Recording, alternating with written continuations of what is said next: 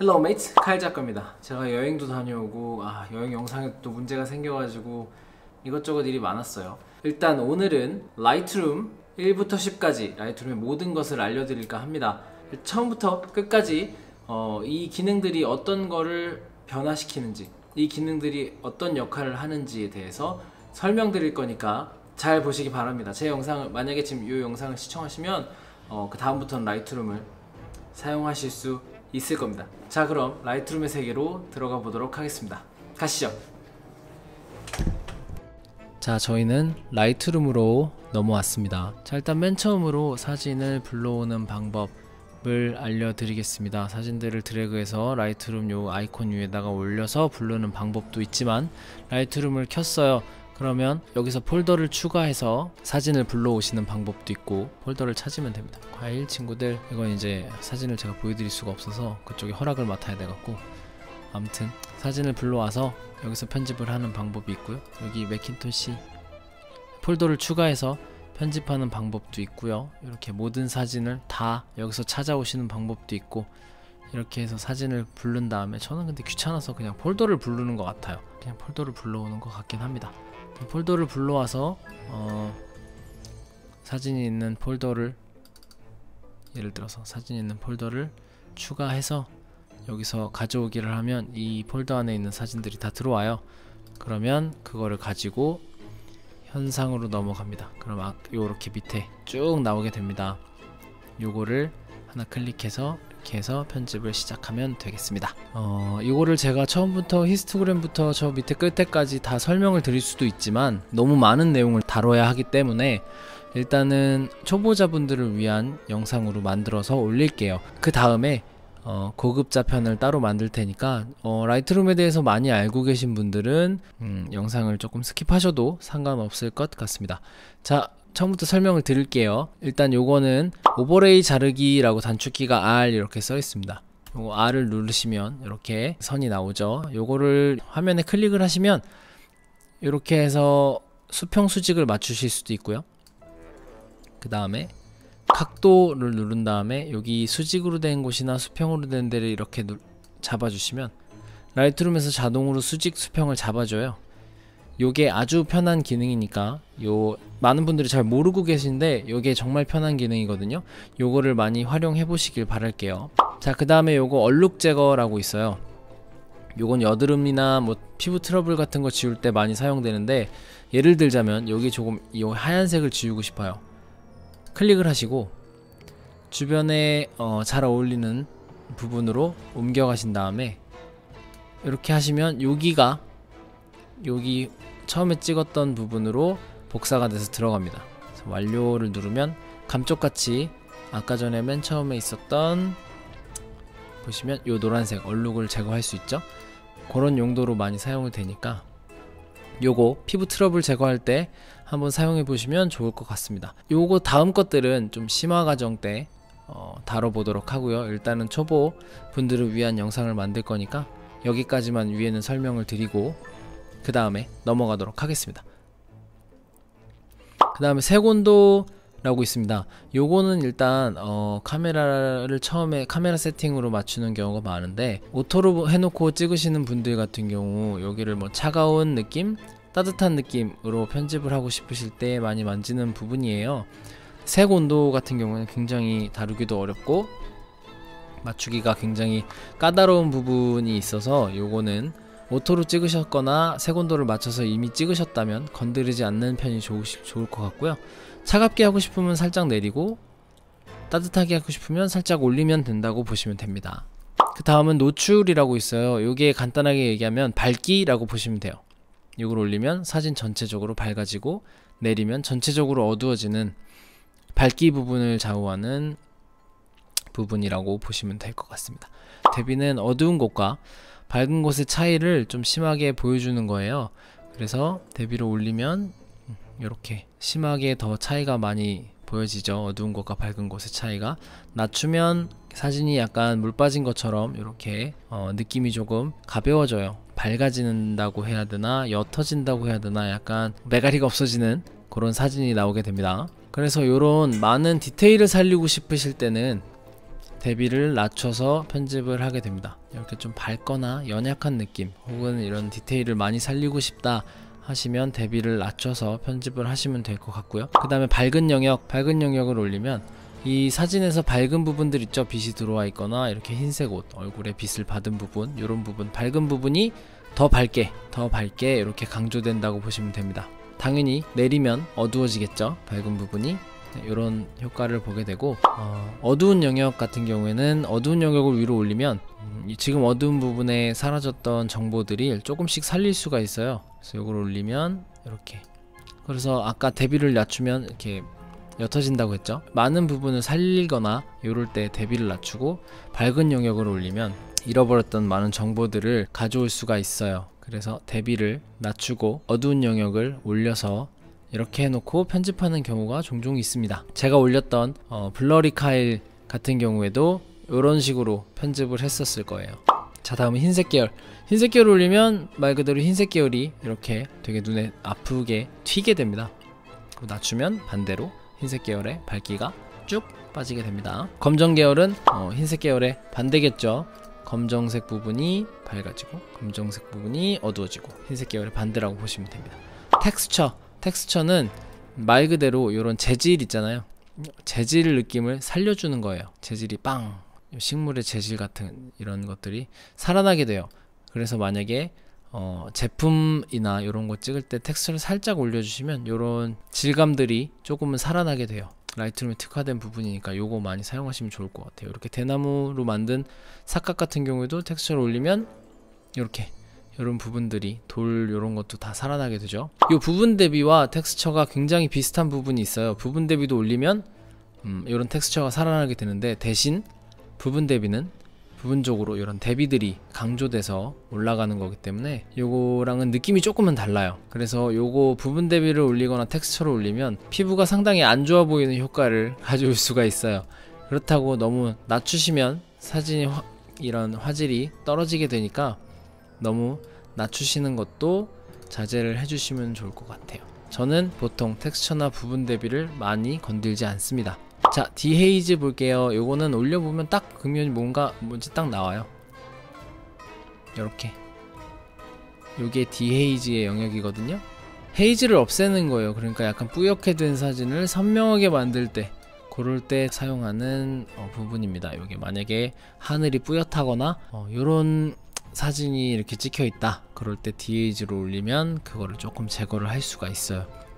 자, 생동감과 채도, 요게 상당히 비슷한 부분을 차지하는데, 생동감을 높이면 이런 느낌 보이시죠? 노란색과 녹색이 좀 강조가 됐죠. 채도를 올리시면 전체적으로 이렇게 얼굴의 붉은 부분도 올라가고 녹색도 올라가고 노란색도 올라가고 다 올라가요. 하지만 생동감을 올리면 전부 다 올라가진 않습니다. 올라가는 느낌이 달라요. 요거를 잘 판단해서 선택을 해야 될 것 같아요. 생동감과 채도는 둘 다 색을 강조하는 부분이긴 하지만, 강조하거나 낮추거나 이렇게 하는 부분이긴 하지만 약간 다르게 색이 강조된다는 거 알고 계시고, 요거를 조금씩만, 너무 많이 움직이면 요거는 되게 사진이 촌스러워질 수 있거든요. 생동감과 채도는 진짜 조금씩만 움직이는 것을 추천드립니다. 초보분들이 어려워하시는 게 이 톤 커브인데, 이 톤 커브가 가운데를 중점으로 위쪽은 밝은 부분을 담당하고 아래쪽은 어두운 부분을 담당한다고 보시면 돼요. 자, 간단하게 말씀드리면 일단 가운데를 찍을게요. 여기서 요걸 올리면 어두운 부분이 밝아지는 거고요. 내리면 어두운 부분 더 어둡게 내려가는 거예요. 또 반대로 여기는 밝은 부분이 어두워지는 거고 밝은 부분이 더 밝아지는 거예요. 가운데를 중점으로 그렇게 되니까 보통은 사람들이 S커브를 많이 사용하시거든요. 여기 어두운 부분은 어둡게, 밝은 부분은 밝게. 그 다음에 여기 끝에 부분을 이렇게 올려주시면 사진이 이렇게 뿌연 느낌이 들게, 요즘 감성사진 할 때 많이 쓰는 방법인데 이런 식으로 많이 올려서 감성사진 느낌을 많이 내더라고요. 저도 물론 이렇게 많이 하는 편입니다. 그래서 이 S커브를 기억하시고 되게 옅은 S 정도로 만들어서 한번 사진을 변형해 보는 것도 좋을 것 같습니다. 자, 일단 저는 다 취소를 하겠습니다. 그리고 여기서부터 설명을 또 드리면, 색조라고 보시면 여기는 말 그대로 색을 요걸 변형할 수가 있어요. 만약에 빨간색을 관장하는 부분을 주황색으로 아니면 이렇게 자주색으로 바꿀 수 있는 입술을 한번 보시면 알 거예요. 이렇게 색을 변형시킬 수가 있습니다. 그래서 예를 들어서 뭐 바다가 더 막 에메랄드 빛으로 나오는 사진들 있잖아요. 요거를 만들어서 올리는 경우가 많아요. 진짜로 에메랄드인 경우도 있겠지만 보통은 사진에서 편집으로 요 바다색을 낮춰서 바다색을 건드려서 아니면 파랑색을 건드려서 바다를 에메랄드 색깔로 teal 컬러로 만들 때 많이 사용합니다. teal 앤 오렌지 할 때 요거 많이 사용이 되니까 요걸 일일이 하나하나 다 만져보시는 것도 좋을 것 같아요. 주황색은 피부를 관장하는 부분이니까 요거를 빨간색으로 하면 피부가 좀 붉어지겠죠? 그렇죠? 그리고 요거를 올리면 피부가 노란색으로 변할 거예요. 보통 이 주황색 부분이 피부를 관장하는 부분이니까 요거는 조심스럽게 올리거나 내려주시기를 바랍니다. 그리고 노란색 이것도 마찬가지로 노란색을 녹색 느낌이 나게, 노란색을 주황색 느낌이 나게 이렇게 변형할 때 사용합니다. 이거는 색을 변형시킬 때 사용한다고 보시면 되고요. 채도는 위에 보셨다시피 색깔에 선명하게 이렇게 쥐잡아먹은 입술이 됐죠. 그리고 이렇게 까맣게 이렇게 뱀파이어처럼 이렇게 만들 수도 있고요. 인싸인데 이렇게 만들 수도 있고요. 이 채도는 그런 부분을 빨간색 아니고 뭐 예를 들어서 녹색 요걸로 하면 초록색 이거 올리면 초록색이 진해졌죠? 초록색이 더 연해지고 이렇게 초록색이 어두워지고 채도는 색의 선명도, 색의 진하고 연함을 관장하는 부분이라고 보시면 돼요. 색의 선명도라고 할 수도 있겠네요. 그 부분을 관장하는 부분이 이 채도고, 광도 요거는 말 그대로 밝기예요. 색의 밝기. 아까도 말씀드렸다시피 피부색이 주황색 톤에 있잖아요. 요 강도를 올리면 피부색이 더 밝아지고 피부에 광이 나게 돼요. 보이시죠? 영상 할 때도 요게 마찬가지거든요. 요 루미넌스라고 하는데 요 광도가 피부의 밝기를 좌우합니다. 이렇게 내리면 약간 흑간지, 흑언니처럼 센 언니가 되고, 아까 채도 입술 내렸죠? 자, 그러면 이렇게 인싸 이렇게 만들 수가 있습니다. 이거 혼날 것 같은데 놀려가지고. 광도는 아무튼 색의 밝기 이렇게 를 관장하는 부분이라고 보시면 될 것 같습니다. 피부 뽀샤시하게 할 때 보통 주황색을 올리면 피부 톤이 조금 밝아진다는 거, 요거를 명심하시면 인물 사진 할 때 편하실 거예요. 요 광도에서 주황색을 살짝 올리면 피부가 조금 밝아진다. 인싸 하려면 아시죠? 우리 흑간지. 네, 좋습니다. 명암별 색 보정을 보시면 아까 색조가 뭐라고 했죠? 색조는 사실 톤이라고 보시면 돼요. 영어로 하면 톤인데 왜 우리가 그러잖아요. 톤이 좀 밝은 톤이다, 뭐 어두운 톤이다, 뭐 녹색 톤이 돈다, 뭐 이런 얘기 하잖아요. 만약에 여기 지금 주황색이라고 보면 여기 주황색이죠. 주황색 톤으로 해놓고 채도를 올리면 주황색이 들어가게 되는 거예요. 그래서 이 사진은 주황색 톤을 갖게 되는 거죠. 이게 명암별 색 보정에서 밝은 부분에 색을 관장하는 톤을 올린 거예요. 밝은 부분에서. 그러니까 밝은 부분에 색을 넣고 그 색을 채도로 올려서 밝은 톤이 약간 녹색빛이 나게 만든다. 그러면 이렇게 색조를 녹색으로 맞춰 놓고 채도로 올리면 밝은 영역의 톤이 이 색깔로 녹색 느낌이 나게끔 채도를 올려준다. 이런 느낌이에요. 아셨죠?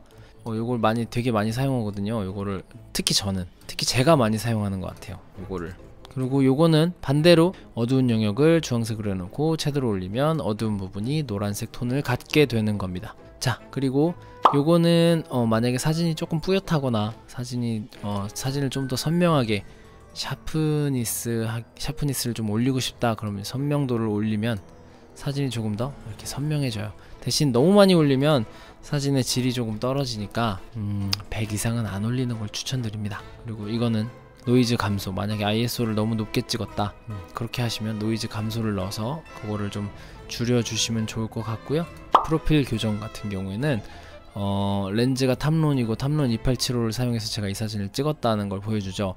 이 탐론 2875에 가지고 있는 그 왜곡과 비네팅을 여기 어느 정도 잡아준다는 거예요. 이 라이트룸에 등록되어 있는 렌즈라면. 이렇게 엄청나게 많은 렌즈가 등록되어 있겠죠. 이 렌즈가 가지고 있는 왜곡과 비네팅을 어느 정도 잡아주는 그런 거거든요. 요거는 체크를 하시고 안 하시고는 본인의 개인의 취향, 개취라고 생각합니다. 색수차 제거는, 색수차가 뭐냐면 이렇게 빛이 이런데 떨어질 때 요 끝에 색이 다른 색이 막 보라색 요런 게 이제 이 끝부분에 모서리 부분에 이렇게 들어가는 걸 색수차라고 하는데, 그 색수차를 제거해 주는 거예요. 요거 색수차 제거 안 제거하는 것도 개취라고 생각하지만 색수차 있으면 별로 안 좋겠죠. 뭐 일부러 색수차를 내는 경우는 흔한 경우는 아니니까 그거를 제거를 누르셔도 상관없을 것 같고, 이거 뭐 보이지 않으면 이렇게 제거처럼 색수차가 눈에 보이지 않는 이런 사진이라면 굳이 누르지 않아도 상관없을 것 같습니다. 이거 수직으로 이렇게 움직이고 요런 거거든요. 요거는 사용하실 일이 잘 없을 것 같아요. 이건 수평 반대로 이렇게. 요거는 사용하실 일이 거의 없을 것 같아서 따로 설명을 드리지 않아도 될 것 같아요. 요거는 그냥 써있는 그대로거든요. 써있는 그대로 요거 입력하면 이게 변형하는 거니까, 변환하는 거니까, 요거는 근데 제가 볼 때는 건드리실 일이 거의 없을 것 같습니다. 요거는 이제 비네팅. 저는 비네팅을 별로 안 좋아하는데, 비네팅이 뭐냐면 요 끝부분에 이렇게 어둡게 이렇게 들어가는 게 비네팅이라고 하는데, 보시면 이렇게 내려가면 어둡게 되고 올리면 밝게 되고. 근데 요거를 좋아하시는 분들은 살짝 이렇게 살짝만 넣어가지고 인물에 집중될 수 있도록 주변부를 약간 어둡게 하시는 분들이 꽤 있으신데, 저는 요게 좀 약간 올드하다고 생각해요. 뭐 개인적인 취향이니까 어디까지나. 저는 요 비네팅을 사용하지 않습니다. 그리고 그레인, 제 영상을 전에 것도 보셨다면 저는 이 그레인을 무조건 넣는다는 걸 알고 계실 거예요. 요거가 조금 들어감으로 인해서 약간 사진이 필름 느낌이 나게끔 해주는 역할을 조금 그레인이 해요. 이게 사실 노이즈인데, 옛날 사진엔 약간 노이즈가 이렇게 끼어 있으니까 요거를 임의적으로 넣어서 필름 사진 느낌이 나게끔 만들 때 많이 사용합니다. 노이즈 끼는 이런 거보다 깔끔한 걸 좋아하시는 분들은 그냥 제거를 해주시면 됩니다. 요거는 어디까지나 개취. 그 다음에 여기도 똑같이 색 보정을 해주는 부분인데, 요거는 이렇게 많이 들어가는 건 아니에요. 요거는 또 위에 있는 색조랑은 조금 느낌이 달라요. 아주 조금씩 느낌이 다른데, 저는 많이 건드리진 않거든요. 근데 간혹 뭐 사진이 너무 붉다 그래서 살짝 내리는 경우가 있기도 하고 뭐 그런데, 저는 뭐 많이 건드리는 부분은 아니라서 제가 뭐 따로 설명을 드리기가 조금 애매하네요. 색이 이런 식으로 조금 변하는데, 요거를 잘 만지시는 분들도 계시더라고요. 근데 저는 요거를 이렇게 많이 만지는 편은 아니에요. 위에서 다 해결을 하고 오는 편이라서. 제가 기억하기엔 옛날에 이게 없었던 걸로 기억하거든요. 근데 좀 생긴 것 같는데, 아닌가? 전에 있었나? 혹시 아시는 분 있으면 댓글 달아주시면 감사하겠습니다. 아무튼 저는 요거를 잘 건들진 않지만 사용하는 방법은 이렇습니다. 보시다시피 여기 이렇게 자주색과 녹색, 이쪽으로 가면 녹색으로 조금 분위기가 톤이 보정이 되고, 이쪽으로 가면 다시 자주색으로 톤이 좀 보정이 되는 거고요. 똑같아요. 다 빨간색이 빠지고 이렇게 노란색으로, 빨간색이 빠지고 빨간색이 조금 더 입혀지고 이런 느낌인데, 요 채도 올리면 아주 조금, 요거는 근데 위에랑은 조금 느낌이 달라요. 저는 많이 사용을 안 해봐서 익숙하지 않아서 잘 못 만지는 편이긴 한데, 잘 만지시는 분들은 요거까지 다시 사용하시더라고요. 제가 볼 때 요거를 또 건들면 다시 처음부터 또 보정을 해야 되는 그런 느낌이 있어요. 그래서 왔다 갔다 계속 해야 되는 그런 느낌이 있어서, 저도 몇 번은 요걸 사용해 보다가 저랑은 좀 맞지 않는 것 같아서 저는 거의 건들지 않는 부분이긴 합니다. 이렇게 우리 처음부터 라이트룸 처음부터 끝까지 기초 과정을 거쳤습니다. 어떻게 다음부터 라이트룸 편집을 좀 하실 수 있을 것 같은가요? 조금 어려운 부분도 없지 않아 있죠. 하지만 포토샵에 비하면 확실히 쉬운 프로그램이니까 한번 사용해 보시는 것을 추천드립니다. 그리고 마지막으로 전 영상에 제가 올렸던 블러리 카일로 편집을 딱 해서 이렇게 보여드리도록 하겠습니다.